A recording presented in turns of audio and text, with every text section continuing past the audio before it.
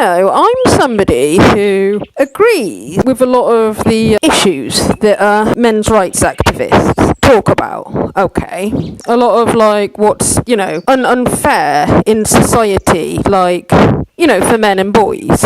Okay. And, like, I believe that, like, feminism went too far, and I believe there's a lot of unfair, like, attitudes that people have towards men. Okay. But despite that, I find it hard to really respect a lot of the, like, men's rights activists and, like, or even, like, honey badgers, and definitely, like, the red pill community, this online, okay, because I don't like the way that when it comes to radicals and people who have their radical views, all of these people will, like, welcome the radicals into their movement and, like, protect the radicals and pretend like that they're good people, and also, like, lie and pretend that there's not many radicals. Okay. And I think this actually, like, harms, like, what men's rights are trying to do in the first place. Okay. Because a lot of people who become anti-feminist or, like, speak on behalf of men, they say, like, that they're fighting against the feminist propaganda, okay, that, like, feminists have, that, men want to oppress women and men think of, like, women as their property and stuff like that. Yet you have so many people in the red pill community that do want to oppress women and do want to take women's rights away. And it's like, some of these people, like, it's like they're in denial or something about how many radicals there are. Because, say, like, I find it disappointing, right, when you get, like, people, they're men's rights groups who will welcome, like, people like, Jesse Lee Peterson into their community, right? And, like, that guy, if you ever listen to him, it is like listening to the ramblings of a madman. I mean, seriously, it's like, I mean, he's radical, but it's actually funny to listen to what he says. And it's like, because, I mean, I've put some of it on my channel. It's like, it's a mistake for women to be educated, okay? Women shouldn't work, we should all be stay-at-home mums. And to be clear, I don't think there's anything wrong with being a stay-at-home mum, but just the idea that every single woman should do that and no woman should ever have a career is, like, ridiculous. He believes women have the devil in them, and everything we touch just turns to hell. And he says, like, when men find God and that they become perfect, but women, if they find God, they've still got the devil in them, and it's men's job, like, to help women because we have the devil in us or something. He believes that if a woman is raped and she has a child, if she conceives a child through rape, that the child should still be brought up to love its father, the rapist. Okay. That's just a few of his crazy ramblings. Like, I could go on, but, like, and I'm an atheist. But I don't normally have anything against Christians, okay? I believe most of the time in respecting people's religious beliefs, but not when it's completely radical, stupid stuff. And I think when it's, like, the radical, like, the Christians in the red pill community, like, I think they try to use the Bible to justify their own, like, prejudice, really. Like, they'll try to say, like, women being controlled by men is God's way, or being able to physically discipline your wife is God's way, or stuff like that. And I think it's actually that they're just selfish and they want everything their own way, and that they just convince themselves that, oh yeah, the Bible's saying this and the Bible's saying all that. And okay, but anyway, yeah, I find it disappointing that people will welcome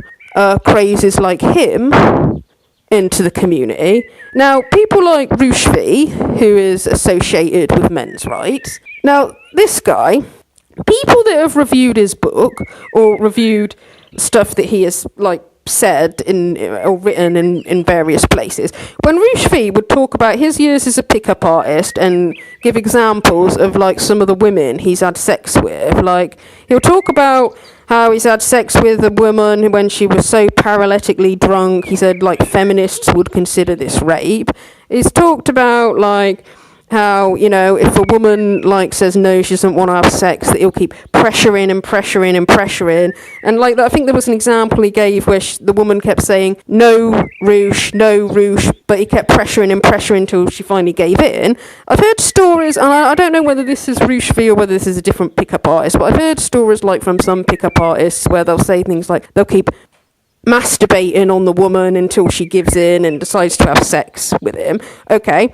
And Roosh V has talked in his book about having sex with a woman who's like not mentally all there in the head, which, like, I would say if somebody, male or female, if they're not all there in the head and they don't know what they're doing, if you have sex with them, yes, I would call that rape. Yeah, okay. Because a lot of like MRAs and anti-feminists, they'll say like about how feminists try to make out that everything is rape.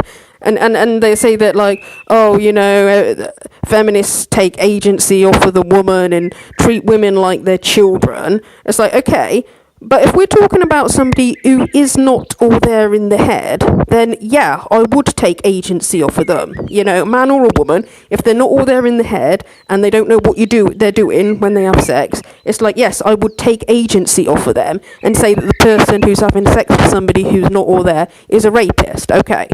Right, and I'm not saying that like everybody like in the MRA and anti-feminist community would like or agree with Roosh V, but a lot of them will like they pretend that the radicals don't exist. Like, people like Karen Strawhan will sit and have a good old chinwag with Roosh V. Empirical thought experiment to make a point about personal responsibility, and I think that's actually something. I'm actually really glad that you wrote that article, because although I probably would have been happier if I'd written it, because it really does sort of make you think about, would women change their behavior if they did not feel protected by the law, right?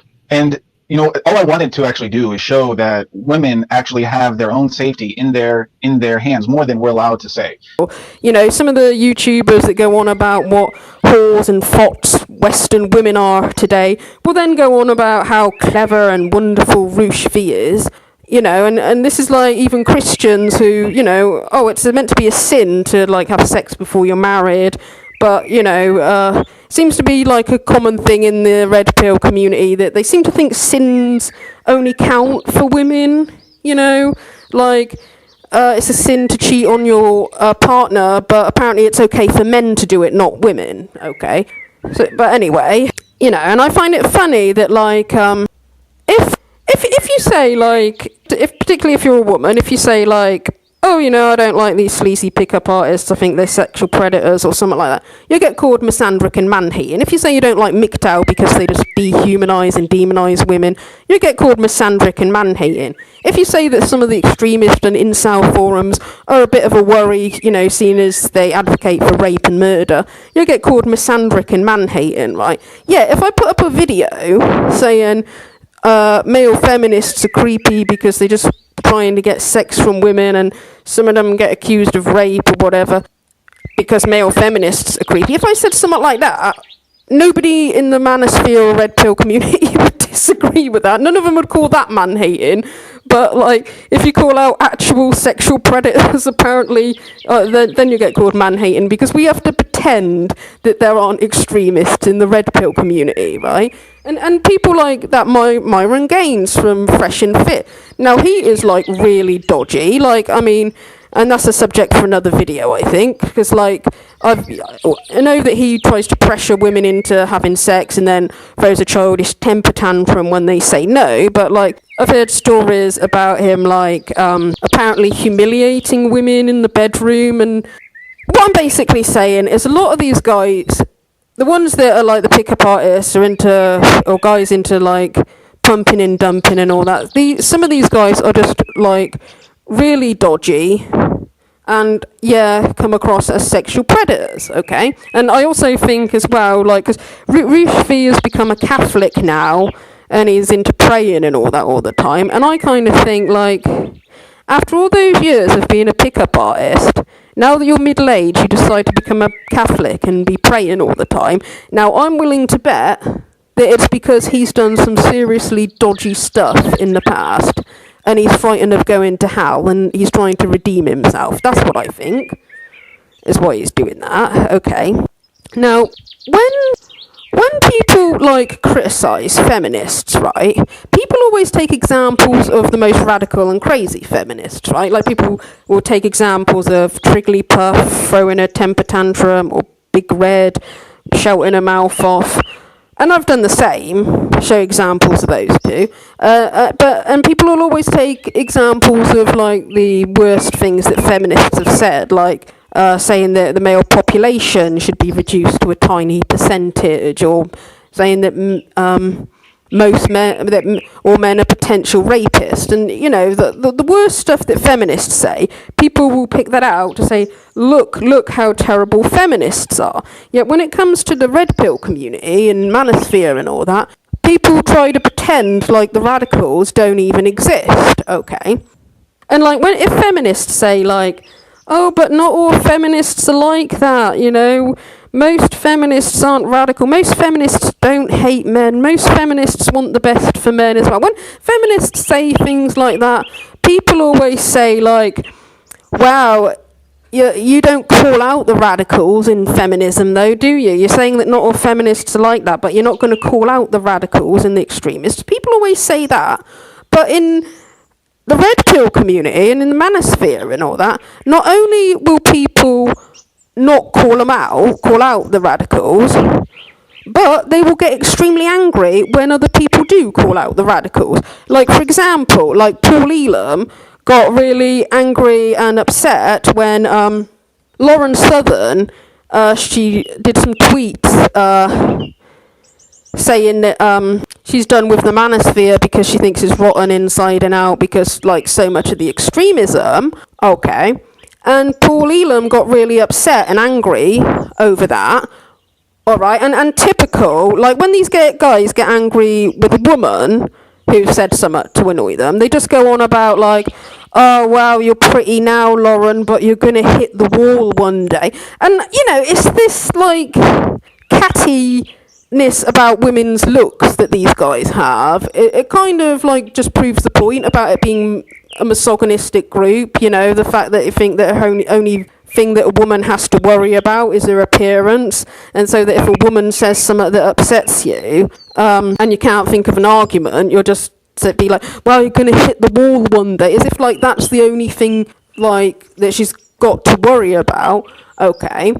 But I also kind of think like these MRAs, right, they make the blooming argument that like, oh, it's a lie that men ever oppressed women. Stop pretending that you're oppressed and men are your oppressors.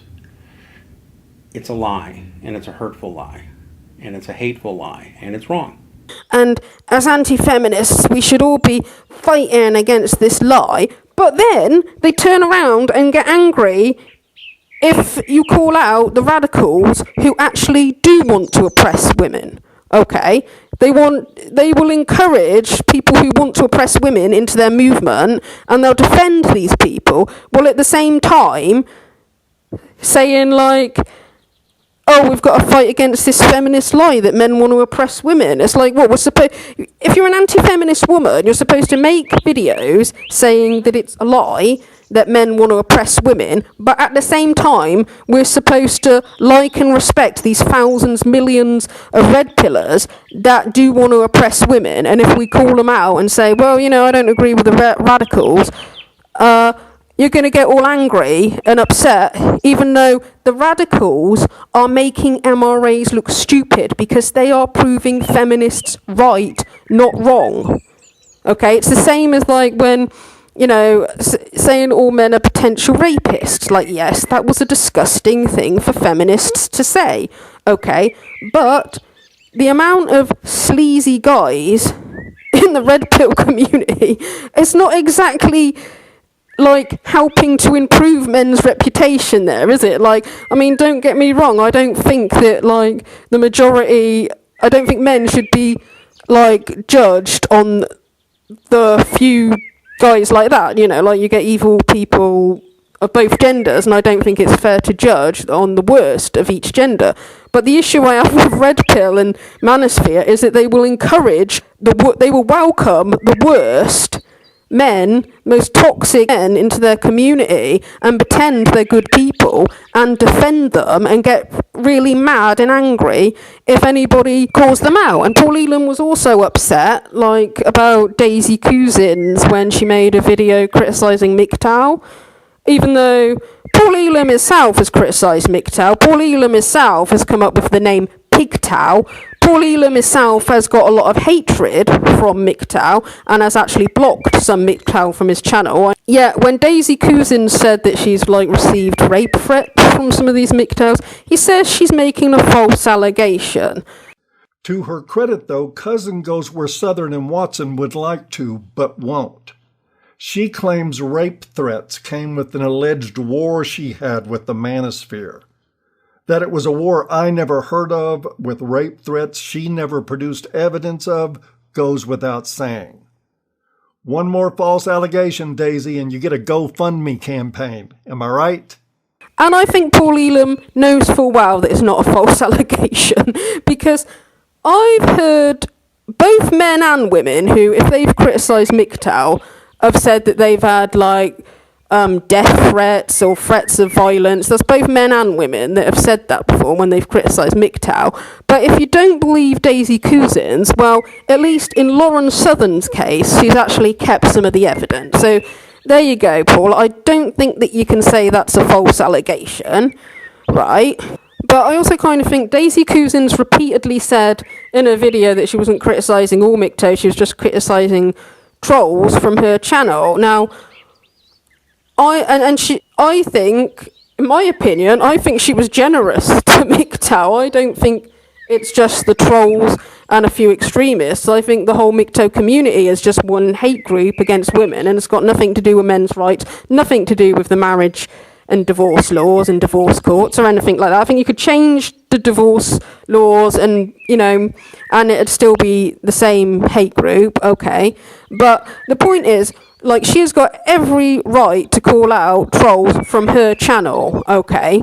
There's this, like, attitude sometimes that, like, some of these misogynists, they think they own YouTube or something. They think they own the internet. Like, they're allowed to voice their opinion, but nobody's supposed to be allowed to criticise them. And they'll talk about how they need their male-only safe space and women shouldn't be invading their male-only safe space. But if they want to go on to women's channels and call them names and tell them what whores and bitches and all that they are, women are supposed to be polite and friendly because apparently we're not supposed to, like, speak out against any, like, radicals because, all of these guys, MRAs, Manosphere, all of them, they want to pretend the radicals are not there, okay? They don't want attention drawn to the radicals because the radicals make the MRA look stupid, but instead of blaming the radicals for making the MRA look stupid, they blame people that call the radicals out, meaning, like, you don't want attention drawn to the fact that some of the guys are sexual predators. You don't want attention drawn to the fact that some of them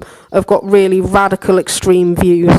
Because you want to pretend that all of them are good people fighting for men's rights, when actually, like, the people that are fighting for men's rights and are not radical are actually a minority. Okay, they're not the majority, they're the minority. Okay. I also find it funny how, like, sometimes people can, like, say, like, honey badgers act like they're in denial about radicals. Like, for example, like, one time when Sydney Watson, she got a little bit annoyed about this guy saying women should lose the right to vote. She got a bit annoyed about that. And they were laughing at Sydney Watson, and they were saying, like, oh, he's just having banter. He's just having a laugh. You're supposed to have a laugh and just give banter back, acting like it's a joke. And I think, well, it's not really a joke, is it? Like yeah. I said, why is she playing this role? She's playing this role. And I swear that this is almost like scripted. She's playing the role of the offended woman. If I'm understanding your question correctly, if you don't want them to vote or drive or have an existence akin to what they would have in, say, Saudi Arabia, you would say that in large part, then they don't really have rights. Well, I would say probably the ideal is something more like Afghanistan, if I'm being totally okay, oh my goodness. No. Wait, we have to clarify. When he says Afghanistan, what does he really mean? So what's the difference Recent between Afghanistan. Afghanistan and Saudi Arabia? Like Oh, it's brutality, significant. I guess it's like a little slightly more brutal. Oh my Of course, God, Taliban rule, please. not American rule. I'm talking. Look at her. You know full well that the majority of red pill community think that women are less than men, think that women should lose the right to vote, think that women should all be stay-at-home mothers, and they don't want them. They don't want them being educated or having careers because they're frightened that they'll outdo men. They're worried that, like, they don't like it if women are more educated than men. They don't want women to do better in careers, right? But if all women were stay-at-home mums, well, guys in the red pill community devalue that role as well. Like, well, MGTOW have called it parasiting. They'll say that the traditional relationship of the woman being the homemaker who looks after the children and the man being the provider is the woman parasiting off of the man, so they totally disregard the woman's worth and what the woman's doing. And guys will look back at a time when women at one time they had like a 1 in 4 chance of like dying during childbirth, and they'll look at that and just go on about how spoiled and privileged women have always been and how disposable men have always been, when women, every time a woman gets pregnant, she is risking her blimmin' life, you know, and like nowadays, okay, like not so many women die in childbirth, but some still do. But also, men in the West are not being forced to go out and fight in wars, but the way like some guys in the red pill community talk, you'd think they were, because they sit here going like, oh, we have to go and die in wars because we're disposable while women are so spoiled and privileged. It's like, you're not being forced to die in a war. The only war you're likely to fight in is like in some video game. Yet there's far more blooming women in the West who will die in childbirth, and you'll call them spoiled, privileged parasites. Okay. And like, but when women then say like, well, you know, the man doesn't need to be the provider, we can earn our own money, they get even more angrier about that, okay? And like, the guys in the red pill community that do like a traditional relationship, they'll still sort of see the woman's role as less than their role, and they'll be like, well, she should be submissive to me because I'm paying the bills, or I should be allowed to cheat on her while she can't cheat on me because I'm the one paying the bills, as if like earning the money is the only important thing and the woman's role is not important at all. But now that women go to work as well, it's like, well, you can't even use that excuse. So basically what I'm saying is they don't want women to be educated or have careers because they don't want women to outdo men, but then also if a woman is a stay-at-home mum, they don't want her to be proud of that role either because they're seeing women as competition rather than like an equal partner, okay?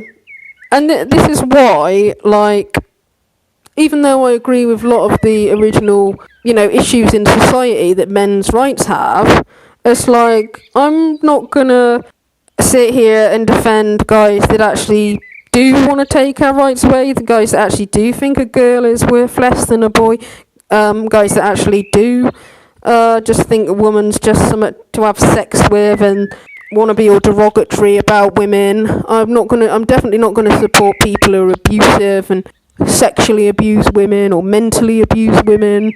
Basically, I'm not gonna support like the red pill community or manosphere because the majority of them are toxic and extremist, and those that aren't toxic and extremist will support the toxic and extremist, will welcome them with open arms into the community and like criticize anybody that calls them out because they want to pretend that like these extremist views don't exist, okay? So that's all I've got to say about that. Thank you for listening.